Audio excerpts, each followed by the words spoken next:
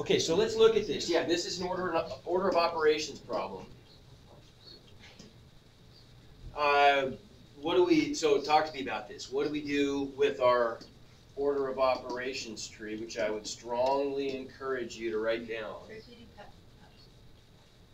Good, okay, so we're simplifying.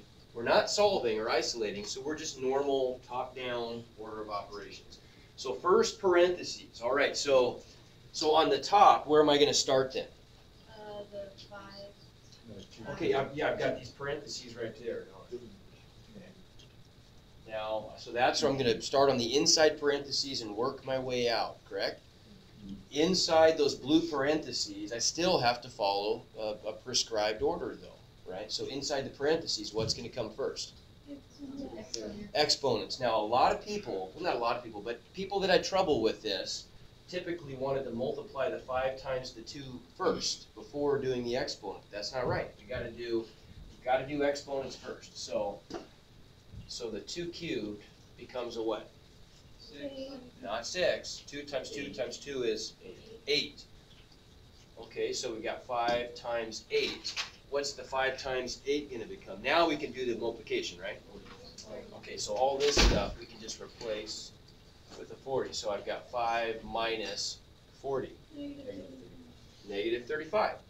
Okay, so inside the parentheses then, this whole thing is just going to become a negative 35. Another thing that I saw going on a little bit is people said, okay, 40 minus 5 is positive 35. But it's not. It's 5 minus 40 gives us a negative 35. Now what?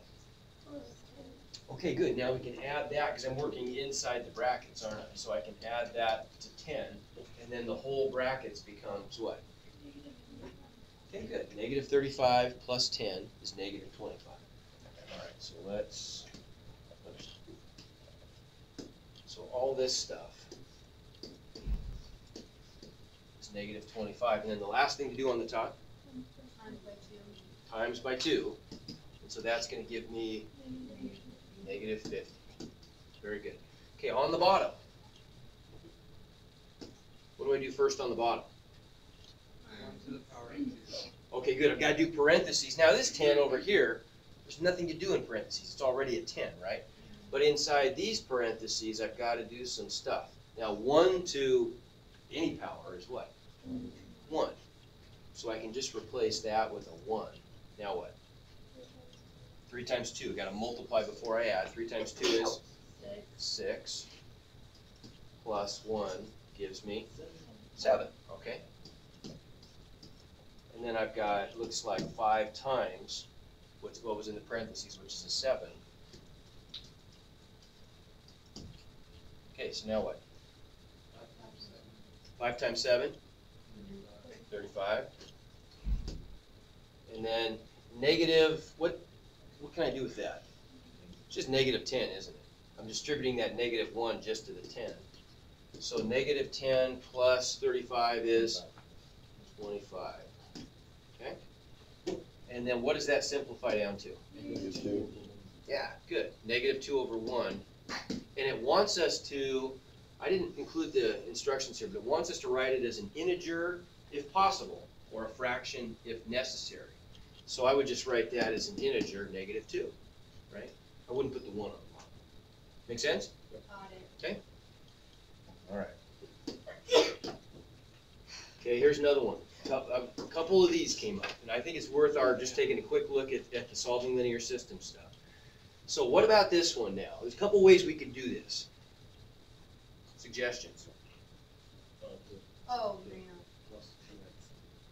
Okay, I could substitute, couldn't I? I could add 2x to this side and solve for y and get 2x plus 9. That's fine, right? Now what? Oh, other suggestion? Okay, what else could we have done with that? Good. That's actually what I would do. They're both good suggestions, but that would work too. In fact, let me, oops.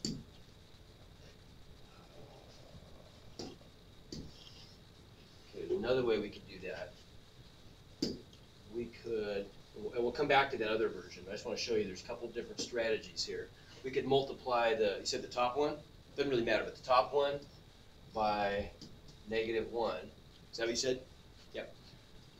And the bottom one we'll just leave alone. So what's that do to the top one if I multiply by negative 1? Yeah, just changes all the signs, right? So I'm going to get positive 2x minus y equals negative 9. On the bottom, I'd have my 5x plus y equals negative 47. And what was the point of that? Yeah, the y's cancel that, so we used elimination, right, if I add those up. So then I would just get 7x equals what? Okay, what do I do to get x by itself? Divide by 7, good, so x equals negative 8. What do I do to solve for y? Plug it in. How about if we plug it into top one? A little bit smaller numbers. So if I plug negative 8 in, I get negative 2 times negative 8 plus y equals 9. And negative 2 times negative 8, 16. Now what? Subtract 16. Good. So y equals, what's 9 minus 16? So I got the ordered pair. X is negative 8, y is negative 7. That's a great way to do it. Up here, it would have been just slightly different. Maybe we won't even go through the whole thing, but if I were to substitute, if I were to solve for y in the first equation, where do I have to substitute that? Yeah, into the second equation. So everything that's a y just goes in right there, right? And I'd get the equation if I did that. 5x plus the quantity, and I got to put parentheses around it. I mean, in this case, it's not going to do anything, but you've got to be in that habit because the y is being exchanged for all that stuff at once, so it's a quantity, right? 2x plus 9 equals negative 47. And how would we solve that? Yeah, just combine like terms and isolate x. Okay? And we're going to get the same answer, aren't we? I mean, we can see real quickly. I'm just going to get 7x plus 9 equals negative 47. And I think we had that exact equation, didn't we? Yep. Somewhere down there we did. Close anyway. We had 7x equals negative 56. And that's what we're going to get when we subtract the 9. And then we're just right back on track with the other work that we just did. Okay? Make sense? Okay, good. So we're okay with that. This was another one that came up that was a real common problem that people had issues with, and I understand why. What do we do with this?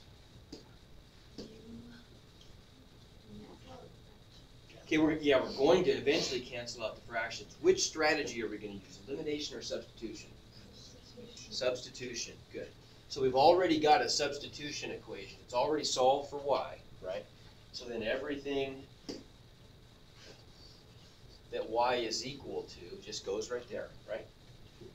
And so we get the equation then if we do that, we get 2x minus, now you can see why we need those parentheses, right? Because if I just plug that stuff in, if I plug what y is equal to without putting parentheses, look at the mistake I'm going to make. Somebody tell me. Ah, good, okay.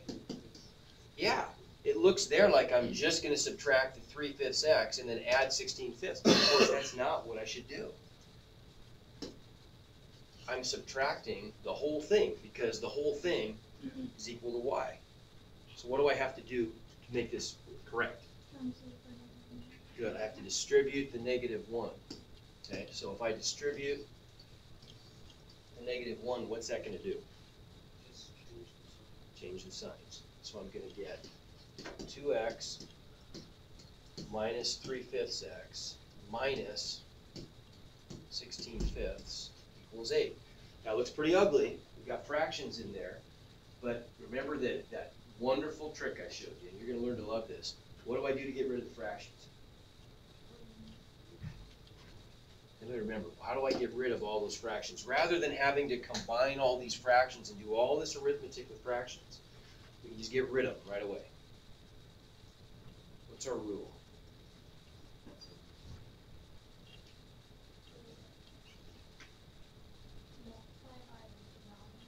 Good.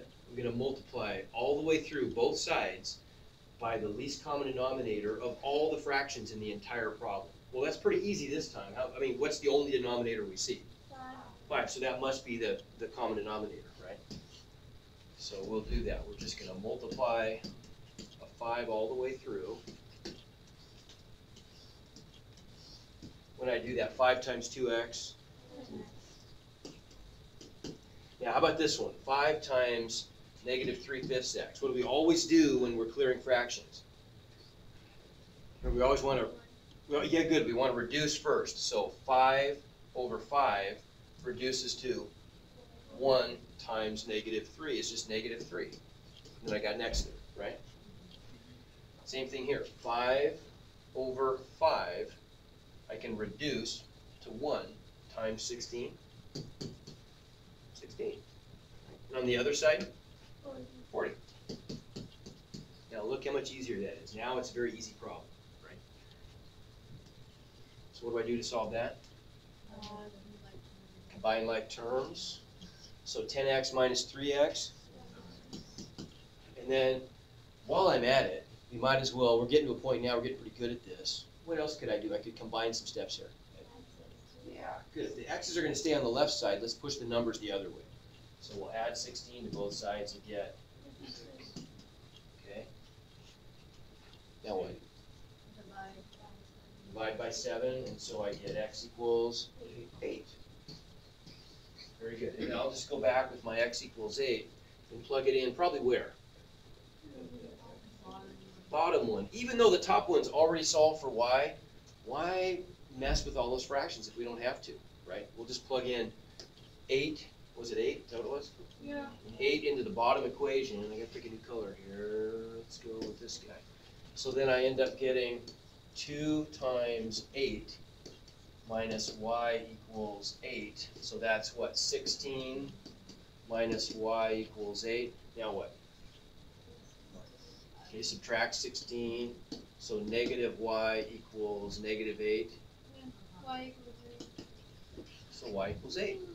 So my ordered pair then, if I know y is 8, and I already knew that x is 8, my ordered pair is just x equals 8, y equals 8. Right? Yep. Okay? A lot of troubles with this one. What's the trick on this one? The last two. Yeah, I got to multiply them in pairs, right? So I got to pick 2 of them and expand that out, get an answer, and then multiply the third through, right? So for example, if I took, let me make this a little bigger. If I took just the second 2, not that it really matters, but if I took those 2 and multiplied them out, what am I going to get when I distribute? X to the power 2. Okay, so x squared minus 2x. Now if I distribute the 3,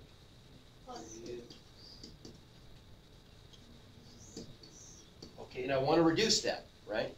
Before I multiply the x minus 5 through, it makes sense to collect like terms so there's less distribution for me to do, right? So what can I do there to make that a little simpler? Okay, and what's that add to? Negative x. I mean X, okay. So x squared plus x minus 6. And then out front we have the x minus 5. So now I could distribute the x all the way through, distribute the negative 5 all the way through, and I got it, right? And it seemed like people were pretty good at that. I think the reason people miss this one is because they just were trying to distribute all the way through all 3 of those factors at once instead of multiplying 2 out, simplifying, and then distributing the other one, okay? It seemed like from there we were okay. I guess this is the last one we have to do. So real quick, just what am I going to do on the top? I know why people miss this one. 2 times 5 is 10. Not 5 minus 2, right? We got to multiply first. 5 minus 10 is what? Okay, and then 6 squared is? So I've got 36 minus negative 5. So people tended to put 31 on the top. It's not. What is it? 41. Subtracting a negative means adding. Then on the bottom, so negative 9 plus 30, 21. And it wants us to write this as an integer or reduced fraction, and that's it, isn't it? I can't reduce that, so that's my answer. Okay? We good? Yeah. I was just kidding. Okay. 205.